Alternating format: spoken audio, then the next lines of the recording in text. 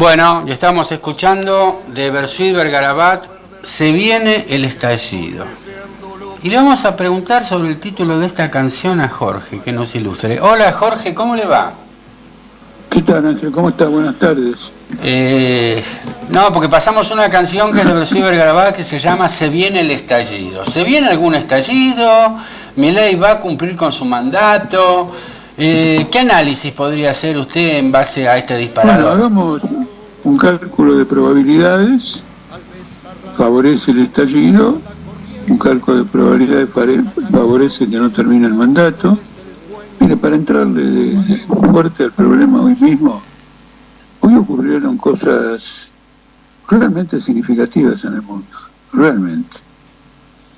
Hoy, ya desde ayer, hubo una impresión de que el sistema financiero de Estados Unidos se venía literalmente abajo. Cuando miré en la madrugada de hoy todas las informaciones, había desesperación, porque a la caída de la bolsa, que se llevó 6 billones de dólares de pérdida, de desvalorización, había comenzado un derrumbe de la deuda pública, que es el lugar a donde van, en momentos de crisis como refugio de seguro, la mayor parte de los inversores. Entonces ese movimiento de ir a ese refugio se dio, pero se revirtió y empezaron a abandonar ese refugio por cash, por dinero. Los grandes inversores internacionales solamente tenían fe en el dinero, un derrumbe de la deuda pública que para los buenos analistas económicos siempre es el dato final de una disolución del sistema financiero. ¿Cómo se resolvió esto en el día de hoy? A mí ni se me había ocurrido cómo se resolvió. Se resolvió por el momento. Donald Trump retiró todos los aranceles que propuso, menos ese 10% para todo el mundo, por 90 días. El régimen insistió que se venía el estallido. Excluyó solamente a China, que en cierto modo es una exclusión. China no le va a poder vender nada a Estados Unidos, pero las empresas chinas y los productos chinos, por lo menos por 90 días, van a entrar por Vietnam, van a entrar por Camboya, van a entrar por México. Lo que quiero señalar es esto: ni Trump tenía previsto un movimiento de recule tan extraordinario, donde en medio de una guerra comercial, el que lanza esa guerra, organiza esa guerra, empuja esa guerra, se declara en retirada por 90 días. Quiero ver qué repercusión va a haber mañana sobre este movimiento, pero es un dato estratégico. Le han quebrado la espina dorsal a la guerra comercial.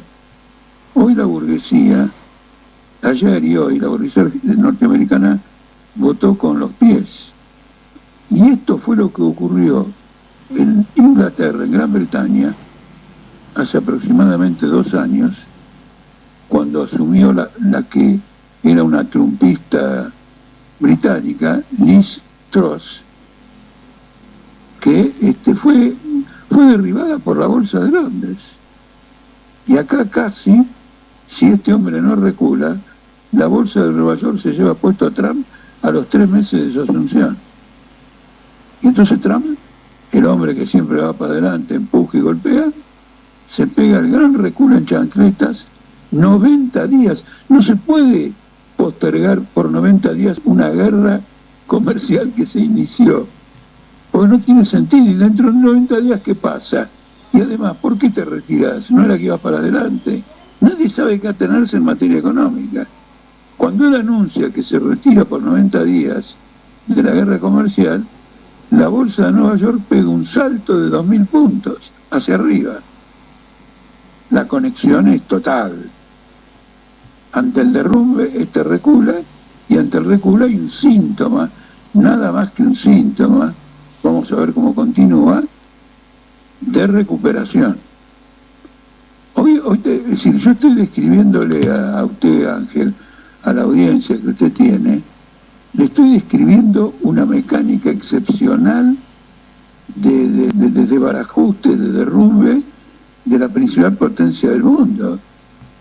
Vamos a ver cómo sigue, pero la fragilidad del sistema ha quedado al desnudo.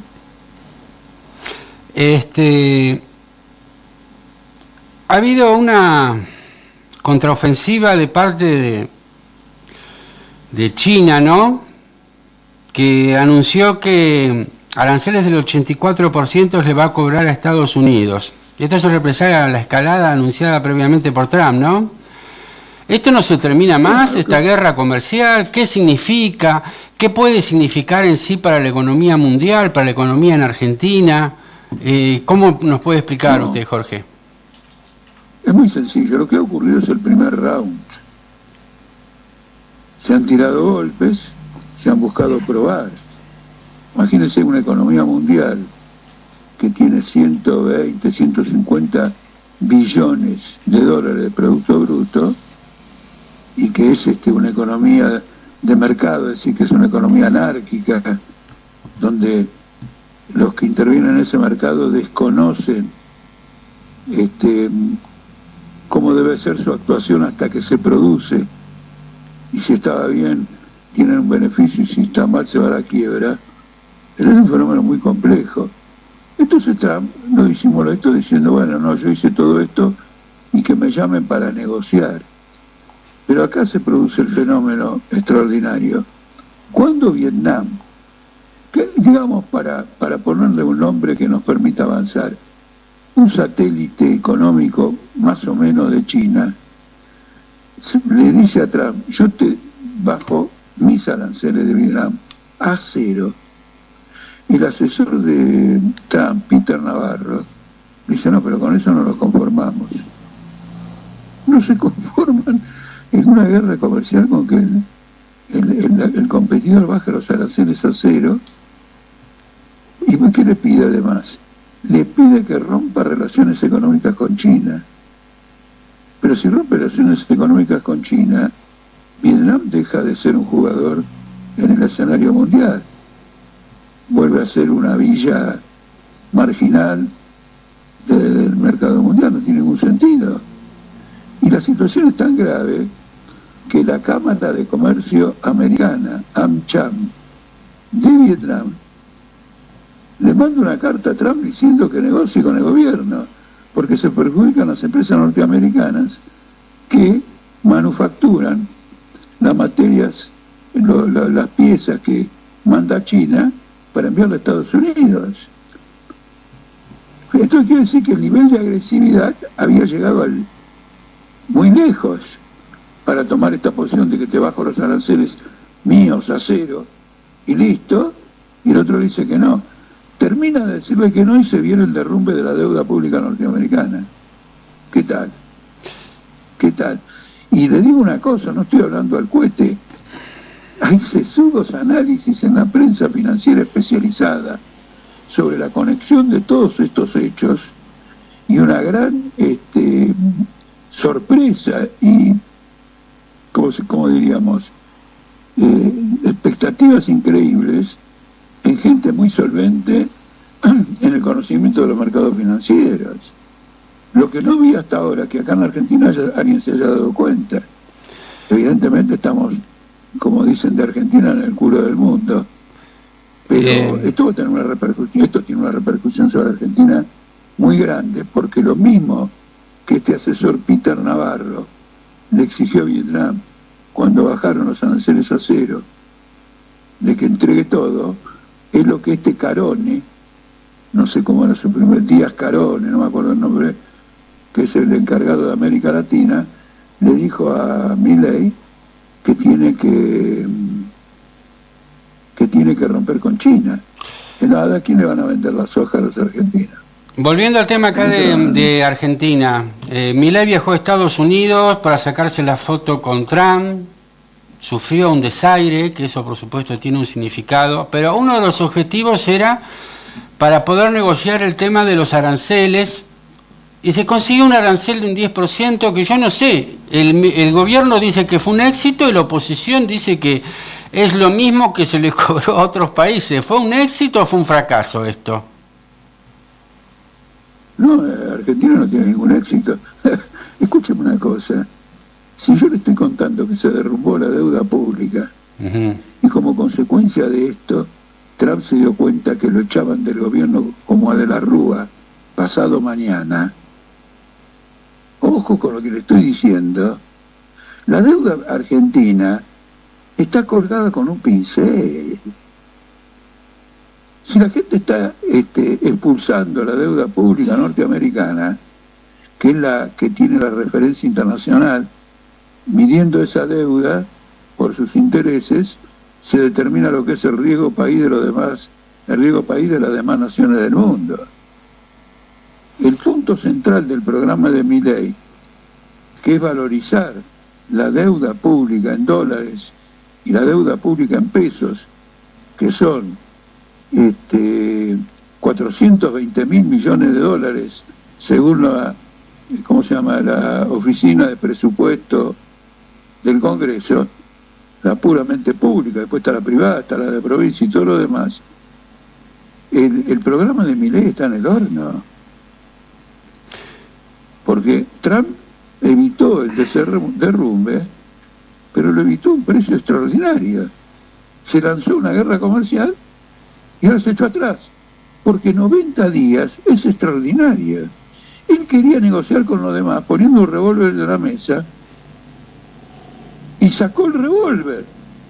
Si no pudo conseguir nada con el revólver en la mesa, ahora que sacó el revólver, los demás le van a dar menos.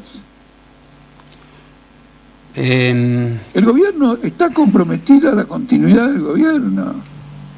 Y hay algunos tweets, que acá, claro, soy más cuidadoso con los tweets, de inversores importantes de Estados Unidos, que insinúan esto que yo le estoy diciendo. Ahora, sobre esto que le estoy diciendo ahora, yo escribí ayer y escribí hoy a la mañana. Es decir, ya está escrito, ya no es que voy a analizarlo. La advertencia viene desde ayer.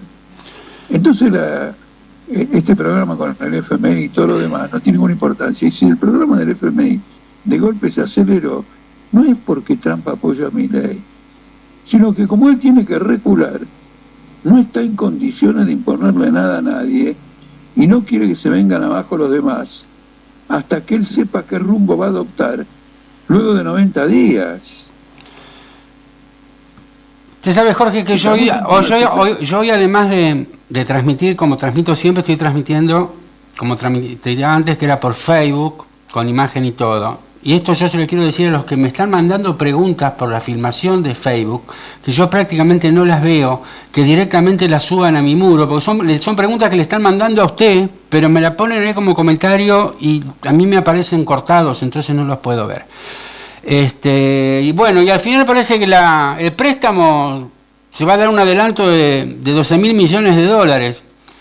Pero eso significa un monitoreo constante sobre el plan económico, se va a condicionar las medidas que tenga que tomar el gobierno. ¿Qué significa ese adelanto? No tiene ninguna importancia. Lo que el FMI tiene que decir, y todavía no dijo, el Caputo no dijo, es si devalúan o no devalúan. Y el FMI no le va a dar la plata para que él la gaste manteniendo un tipo de cambio que está atrasado. ¿Qué quiere decir que está atrasado? Quiere decir que los que exportan retienen la exportación, quiere decir que está atrasado para ellos, que todo un sector del capital ha salido a sacar el dinero del país, quiere decir que está atrasado para ellos. No, esto no es teórico, estoy mostrando el movimiento de la realidad, ¿no es cierto? Para mí personalmente lo que está caro es el costo de vida. Ha habido una subida en los últimos 6 días del precio de los alimentos, por lo menos acá en Buenos Aires, espectacular, espectacular. Ya no se consigue casi nada por menos de 4.000 pesos en materia de alimentos frescos. Después en materia de carne, una tapa de asado se fue de 8.000 a 12.000 pesos, un 50%. ¿No es cierto? Cada uno juzga la economía en función del cuadro que se mueve. En el cuadro que se mueven los capitalistas hay un problema de una devaluación. Ahora, si se produce la devaluación, el mercado de deuda en pesos va a sufrir un golpe. Va a sufrir un golpe por 2 razones. En primer lugar, porque hay una parte de la deuda que se ajusta por el dólar, pero hay otra parte que no. En segundo lugar, la que se ajusta por el dólar va a subir si hay una devaluación en pesos. Y ahí ya no hay superávit fiscal para cubrir eso. Había superávit fiscal para manteniendo el dólar así, pero una vez que se devaluó el dólar ya no hay superávit fiscal para pagar deuda ajustada por el dólar que está subiendo porque lo devalúan. Entonces hay un escenario financiero de primera, extraordinario. Y esto es importante porque yo acá no funciono como economista. Yo estoy mostrando las contradicciones mortales del capitalismo, donde la reproducción del capital lleva a catástrofes sociales, derrumbes de economía. Mire, todo el tiempo andan hablando de que hay que reducir costos, mejorar esto y pa. Con estos movimientos financieros y las pérdidas que se producen, han barrido con todos los costos que hayan logrado bajar en el curso de todo el año, o mucho más. Casi 6 billones de dólares de pérdida de valor en la bolsa de Nueva York. ¿Quién hizo un ajuste de 6 billones de dólares? Nadie. Lo pierden todo. Es decir, el capitalismo, lo que le estruja al trabajador, después lo despilfarra en estas crisis. Entonces es un sistema que atenta contra la humanidad. Y la tarea de la clase obrera es terminar con este sistema.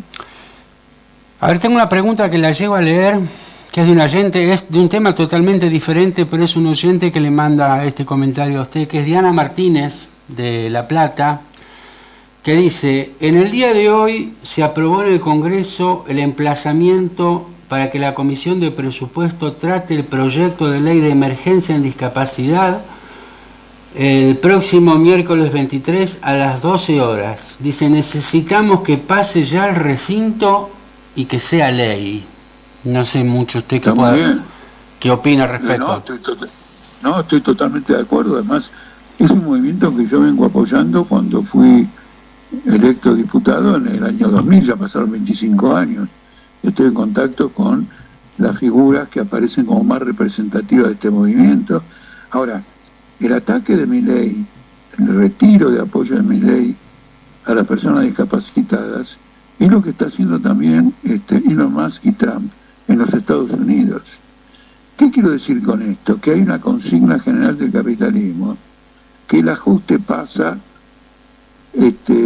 sobre los más necesitados, que la jubilación es nada, que los discapacitados nada, la salud, la educación y todo lo demás, nada, porque entre otras cosas, los presupuestos de las principales potencias ahora tienen que estar dedicados a financiar la guerra, porque esta declaración de guerra comercial tan extrema que atenta contra la estabilidad de China es el problema de una guerra. Además, por lo siguiente, hay una guerra en el Medio Oriente, no solo en Gaza y en Cisjordania. Israel ha ocupado parte del Líbano, ha ocupado parte de Siria, y los diarios internacionales están preocupados de que haya una guerra entre Turquía e Israel, porque Israel se opone que a través de este nuevo gobierno en Siria, Turquía controle Siria. Entonces los presupuestos de defensa están creciendo una barbaridad. Trump le dijo a Europa que tiene que aumentar los gastos militares, que por otra parte se gastan en la industria militar norteamericana, así que le viene redondo a Trump. Entonces, ¿a dónde va a parar la plata de los discapacitados? Acá hizo una lucha muy severa. Ahora, si el Congreso, como ojalá lo haga, llega a votar a favor de este proyecto de ley, lo hace porque ha comprendido que la situación social y económica de Argentina se va al bombo y hay que preparar una transición a otra cosa. ¿Cuál es esta otra cosa? Ellos no tienen la menor idea. Están preocupados por las elecciones de este año, pero no por las elecciones en sí mismas, sino por los peronistas, por la división dentro del peronismo, Kicillof, Moreno, Cristina Kirchner, los intendentes y los otros, los liberticidas, el PRO Marra y Adorni. Está preocupado por eso. Saltando a otro tema que es importante y que es necesario escuchar su opinión, el juez federal Daniel Rafecas procesó hoy a la diputada nacional Vanina Biasi por violación a la ley antidiscriminatoria porque hizo expresiones contra el Estado de Israel, donde dijo que tenía actitudes de un régimen nazi por su violenta, por el genocidio que está cometiendo en Gaza. Sí. Es un poco curioso esto, ¿no? Porque un presidente que dice zurdos hijos de los voy a matar a todos, después un juez procese a una persona por manifestar su repudio a un genocidio. ¿Qué diría usted sobre la diputada Vanina Biasi? ¿Se solidariza o tiene otra visión? No, vamos a lo central. Daniel Rafecas se ha incorporado a una campaña mundial que coloca a la izquierda como blanco del antisemitismo. Es una situación completamente idiota, es surrealista, porque la única corriente defensora de los judíos ha sido la izquierda.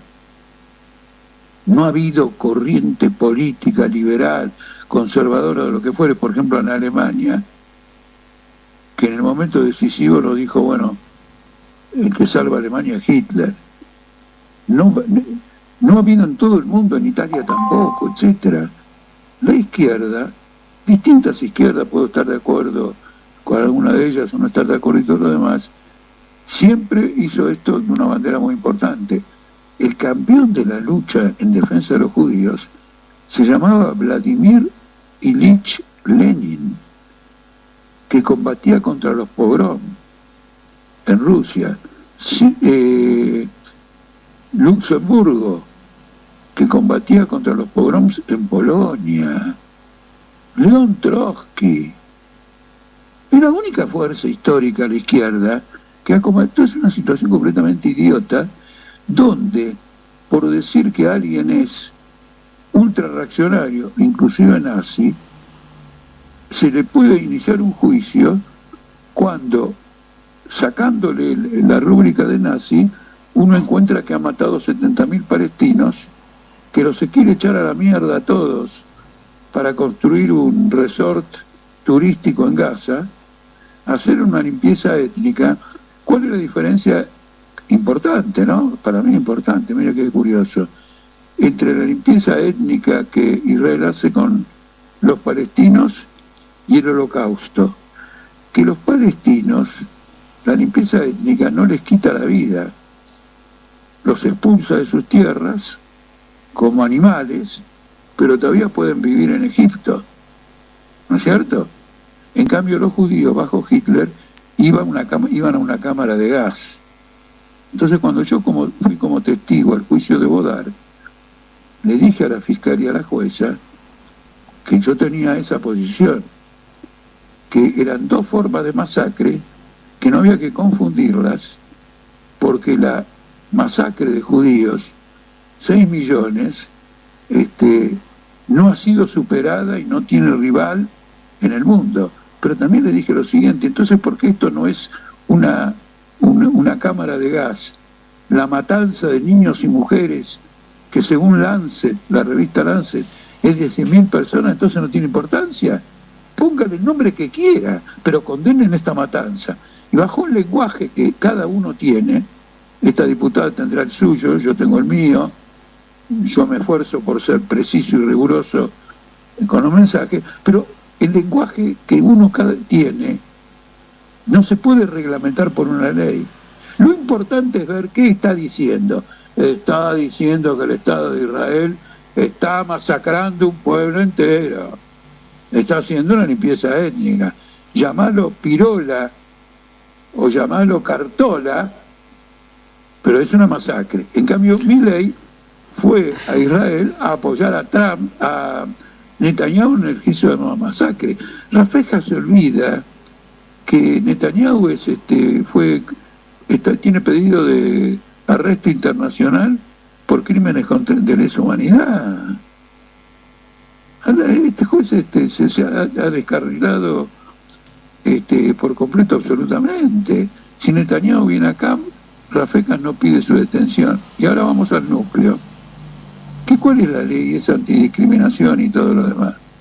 Es una ley que redactaron, no, mejor dicho, es una declaración. Es una declaración que, y él la cita, es una declaración que redactaron Netanyahu y Trump, y a la que adhirieron 30 países sobre 200. ¿Qué pasó en la Argentina? Los Fernández, los nacionales y populares, le pidieron a todas las legislaturas y al Congreso Nacional que vote la adhesión a esta declaración. Pero es una declaración no vinculante, que dice lo siguiente: decí lo que quieras contra el gobierno de Israel, pero no ataques al Estado de Israel. Ahora el problema es el siguiente, y entonces Rafecas dice, acá hay un gobierno que ejecuta la política, pero acá la diputada cuestiona al Estado. ¿Pero cómo un gobierno? Usted tiene el gobierno que apoya eso, que toma la iniciativa de esta masacre. Tiene un ejército, las Fuerzas Armadas, que lo llevan adelante. Tiene un Congreso que lo aprueba. Y tiene un Poder Judicial que lo avala. ¿Dónde está que no es un Estado? Es un Estado. Absolutamente. Es el Estado lo que está en cuestión. Por eso los judíos, hay judíos que están en contra de la masacre, que atacan todo en el mundo, en las universidades norteamericanas y todo lo demás. Pero dentro de Israel hay judíos liberales que reconocen que es el Estado el que lo ejecuta. Reconocen, claro. La mejor prensa de Israel lo reconoce claramente. Entonces dicen, cuidado que Netanyahu nos está destruyendo el Estado. Y miren que Rafecas qué razonamiento hace. Hay que defender al Estado, no importa que sea una masacre, porque hay que echarle la culpa. Entonces, si le echo la culpa a Netanyahu y no al Estado, las Fuerzas Armadas de Israel, que están cumpliendo con la obediencia debida, está cumpliendo con la obediencia debida, está castigado por la ley argentina, la obediencia debida. Sobre este tema, Donald Trump recibió al genocida de Netanyahu, no sé muy bien cómo es que se pronuncia, y bueno, volvió a insistir en que quiere colonizar la franja de Gaza Palestina y perpetrar el genocidio y la limpieza étnica, que fue lo que usted muy bien remarcó. Y fíjese la frase que llegó a utilizar Trump, ¿no? Dice, la franja de Gaza es un terreno increíble e importante. Es algo en lo que estaríamos involucrados. Es bueno tener una fuerza como Estados Unidos allí, controlar y poseer la franja de Gaza. Cuando usted hablaba de los intereses inmobiliarios también que había presentado Trump, con respecto a este tema, ¿no? ¿Cuál es el futuro de Palestina? ¿Desaparece? ¿Cuáles son los planes? Sí. ¿Cómo lo ve usted? La intención de que desaparezca Palestina es muy antigua, muy antigua. Y lo más interesante de todo es que el trabajo más profundo, demostrativo de que las distintas corrientes sionistas van a la desaparición de Palestina, el trabajo más profundo lo han hecho los historiadores israelíes llamados revisionistas, que investigando en los archivos desenterraron que la llamada guerra de independencia de Israel, por la que se fundó el Estado de Israel, fue una guerra de expulsiones y expropiaciones de los palestinos de sus tierras, una documentación absolutamente enorme, e incluso algunos investigadores israelíes, ahora qué lástima que no me acuerdo el apellido, una cosa impresionante, tiene un libro que es absolutamente impresionante, rastrea este planteo desde principios desde el siglo XX, lo rastrea y todo lo demás. Entonces, pero fíjese lo siguiente, Netanyahu le dio el acuerdo a Trump para que Gaza sea una posesión norteamericana, como Malvinas es una posesión de Gran Bretaña, dijo, bueno, muy bien, y transformarlo en emporio inmobiliario y todo lo demás. Entonces viene Rafecas, ignora todo esto, porque acá no se trata del enjuiciamiento de una diputada, acá se trata de una campaña mundial. Por ejemplo, mire lo que le dice: por ser diputada, ella tendría que haberse comportado en forma más moderada, porque sus expresiones influyen en el pueblo. Rafecas invierte toda la realidad. El diputado, por ser diputado, tiene el privilegio, es decir, los fueros, de decir lo que se le canta en gana, en tanto sea planteamientos políticos, en forma feroz y todo lo demás, en su calidad de diputado, para que haya verdadera democracia. Es decir, que ningún diputado se autocensure pensando que puede ser castigado por una expresión política. Él dice: no, usted se tiene que autocensurar, porque de lo contrario es una influencia negativa entre la gente, los jóvenes. Es una locura esto, violenta la Constitución Nacional. Hay una cláusula de la Constitución Nacional que protege los derechos de expresión de los parlamentarios. Entonces esto es una reversión completa. Esto es lo que me interesa de este proceso. No se trata de un problema personal, de alguien que va a ser enjuiciado, a lo mejor lo condenan y todo lo demás. ¿Qué pasó con Bodar? Con Bodar lo absolvieron en la primera instancia. Muy importante. Lo entendí como muy importante, porque como yo fui de testigo y observé que otros testigos habían estado 5 o 10 minutos y nada más, yo estuve 45 minutos. Fue una sesión memorable. Y la jueza absolvió a Bodar. Fue apelado por la DAIA, entonces lo volvieron a absolver. Al ver que se venía abajo la campaña esta, que es el punto central, la campaña macartista contra la izquierda, convertida ahora como antisemita, la Cámara de Casación intervino para condenarlo. Y sin embargo tampoco lo pudo hacer por unanimidad. Fue 2-1. Quiero que usted vea acá el resorte político que está funcionando. Hoy, la noticia de esto de Rafecas está en toda la prensa israelí. Y Haaretz publica esto que ha ocurrido con las fotos de la bancada del FITU en la Cámara de Diputados. No tuve tiempo de leer. Voy a ver qué dice, porque este diario pertenece al ala liberal, al ala que sostiene reiteradamente que Netanyahu va a terminar destruyendo el Estado de Israel. Bueno, acá Diana Martínez le dice: gracias, Jorge, por su apoyo y opinión, que fue la oyente que le mandó el comentario sobre la ley referente a la discapacidad, ¿no? Sí. Después tengo... felicitaciones Ángel Mario Ferrero y en su entrevistado el gigante Jorge Altamira. ¿Qué va a hacer el gigante Jorge Altamira en las próximas elecciones? ¿Va de candidato de algo, Jorge?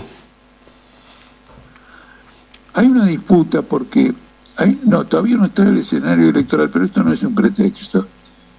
Yo voy a ir como candidato en la provincia de Buenos Aires. Ahora, la situación está muy confusa. Primero porque está en cuestión si van a ser simultáneas las provinciales con las nacionales. En segundo lugar, si se dividen, está en cuestión si va a haber paso o no va a haber paso. Todo esto influye en nosotros. Nosotros no tenemos la capacidad para ir a una elección, por ejemplo, con el paso, etcétera. Si nos ponen ese obstáculo, tenemos que ver, porque las pasos nos exigen un nivel de votos para participar de la elección general. Un 2% es. Interesa, no me acuerdo ahora, pero creo que es más del 2%. Además, y a nosotros nos interesa la elección general, porque además paso no tenemos, nos vamos a confrontar entre nosotros mismos.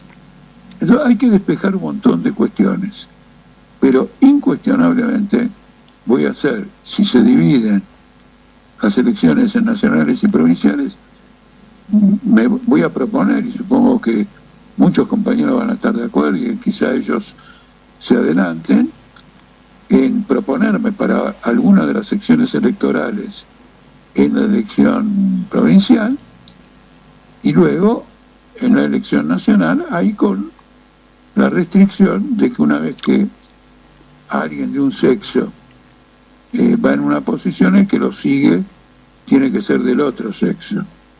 ¿Se entiende? Sí, sí.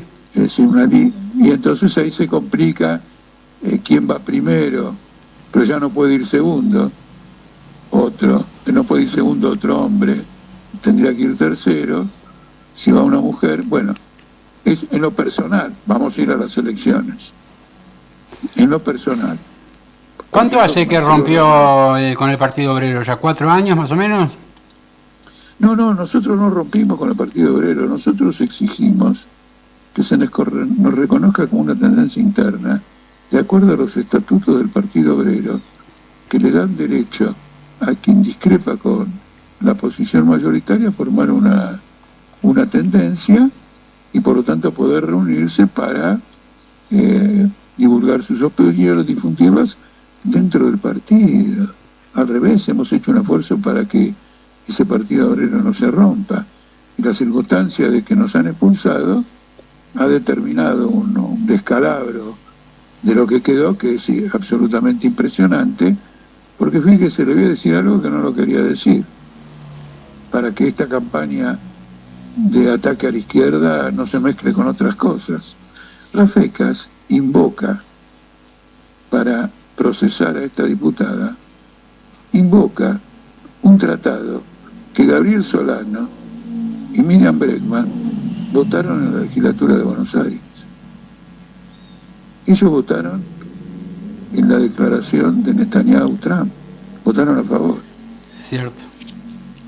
Y hoy la procesan. Se le dio vuelta. La procesan por ese tipo de votación.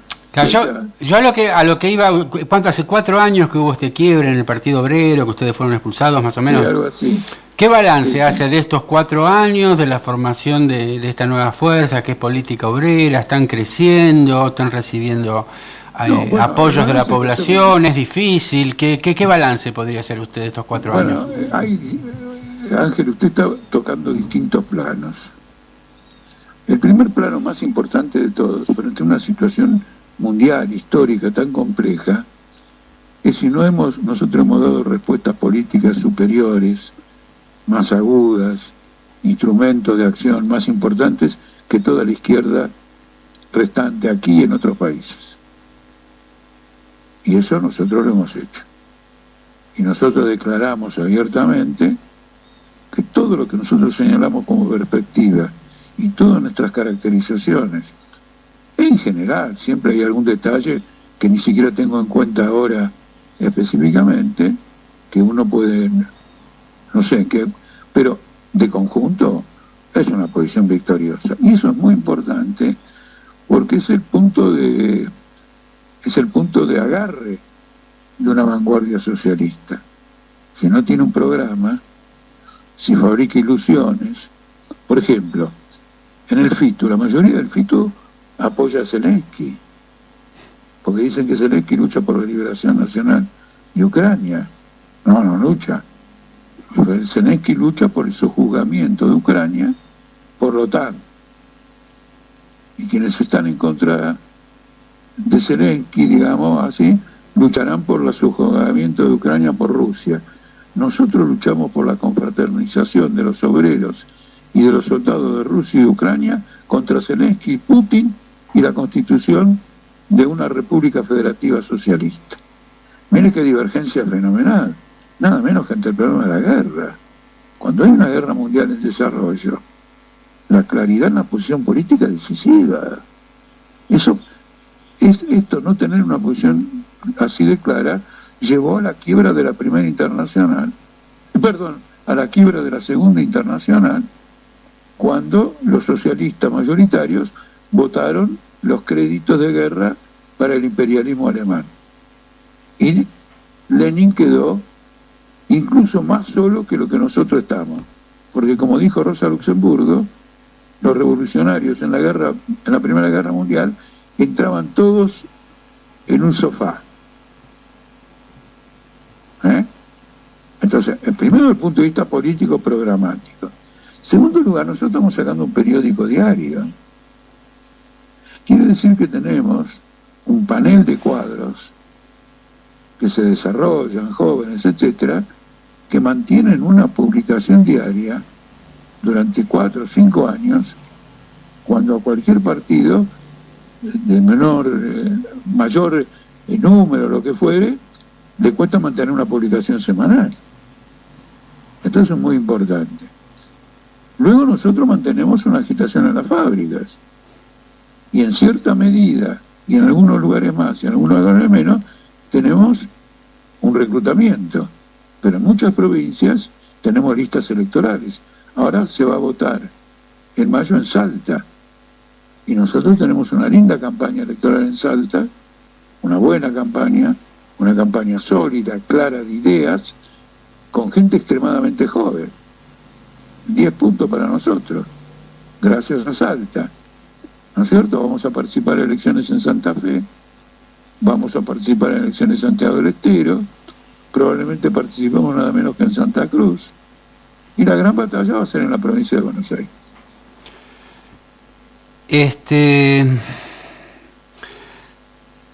Yo tengo muchos oyentes que por ahí no pertenecen directamente ni a su partido ni a otros partidos, pero por ahí tienen inquietudes de querer participar, y más viendo cómo es la situación en la Argentina, ¿no? De un sistema que se viene rompiendo de a poquito y que no hay alternativas.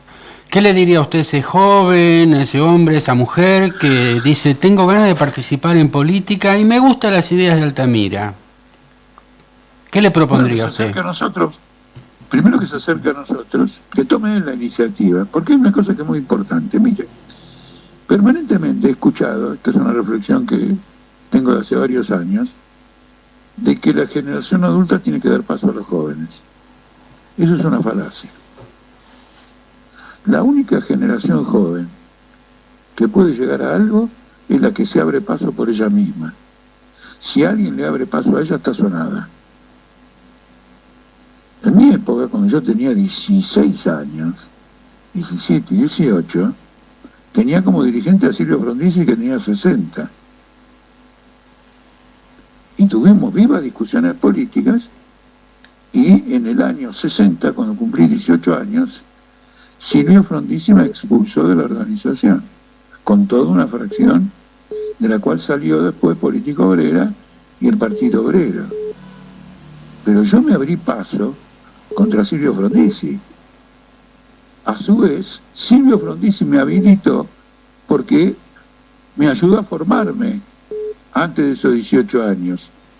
Comprendí cosas gracias a los libros de él, a sus conferencias y todo lo demás. Pero cuando él pega un viraje que es contrario a las posiciones que él mismo había sostenido, yo me opongo y tenemos un enfrentamiento. Y a los 18 años me enfrento con alguien de 60. Entonces lo que le digo a las generaciones actuales es que si tienen ganas de luchar políticamente, se lancen a la lucha política y tomen la iniciativa y no acepten que nadie les dé ningún paso, sino conquisten posición tras posición por la mejor calidad de las ideas, por mayor espíritu de emprendimiento, de iniciativa y de organización. Por ejemplo, ahora tenemos las elecciones estas, para nosotros importantes, en la provincia de Buenos Aires. Vengan y acompáñennos, hacemos tareas, participamos en común de una experiencia, de modo que, además de lo que escuchan que nosotros decimos o escribimos, vean cómo actuamos en la práctica y después toman sus decisiones. Porque yo, antes de engancharme con la organización de Silvio Frondizi, en aquellos años, yo anduve, no estaba en ninguna otra organización, pero iba a los actos de todas. Yo nunca, por ejemplo, al principio con mi padre, pero después solo, yo iba a los actos del Partido Socialista, a los actos del Partido Comunista, naturalmente. Mi familia, por su condición de peronista, estaba permanentemente atento al peronismo, tenía un tío dirigente sindical, etcétera, etcétera. Entonces, a la pregunta que usted me hace, cuidado con eso, no, este hombre cierra el paso. Ningún hombre le cierra el paso a un joven dispuesto a ir por lo suyo. Lo voltea a ese que le cierra el paso. Toma un camino alternativo, lo que fuere. Bueno, Jorge, ya estamos en horario. Lo que quiero, el punto, sí, unos segunditos, el punto al que voy, el punto al que voy es que esto no es una carrera en donde un profesor te admite, no te admite y después tenés un examen final. En la lucha política la personalidad del militante y futuro dirigente se gesta por sus acciones y por su capacidad de discutir, de ser serio, de tomar iniciativas, de intervenir en las luchas y de organizar. Bueno, vamos a seguir el miércoles que viene. Yo le pido disculpas a los oyentes que están mandando preguntas a través del video, pero la mayoría no los veo o los veo por la mitad. Por eso dije que los subieran directamente a mi muro. Vamos a ver si la semana que viene pongo un posteo con anticipación para que suman las preguntas que le quieren hacer a Jorge. Nos vemos el miércoles siguiente. Jorge, muchas gracias. Bueno, un abrazo y a Mónica un abrazo también. Bueno, termina así una emisión más del programa Radial Letras del Paraná. Nos veremos el miércoles siguiente, 17:30 horas, Dios mediante. Muchas gracias a todos.